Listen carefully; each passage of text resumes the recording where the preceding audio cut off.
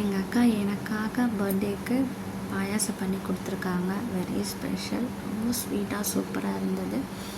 எங்கள் பாப்பா ட்ரெஸ் பண்ணி விட்டதும் நடந்து வந்துட்டுருக்காங்க. எங்கள் அக்கா வீட்டுக்கு தான் போயிருந்தோம் இந்த வாட்டி பொங்கலுக்கு. என் பர்த்டே வந்து பொங்கல் அன்றைக்கி தான், January 15. ஸோ அக்கா வீட்லேயே கேக் கட் பண்ணிட்டோம். கேக்கு வந்துட்டு ஹஸ்பண்ட் வாங்கியிருந்தாங்க. நான் கட்டின சாரி வந்து எங்கள் மாமா வாங்கி கொடுத்தாங்க பர்த்டே கிஃப்ட்டுக்காக. நல்லா இருந்தது.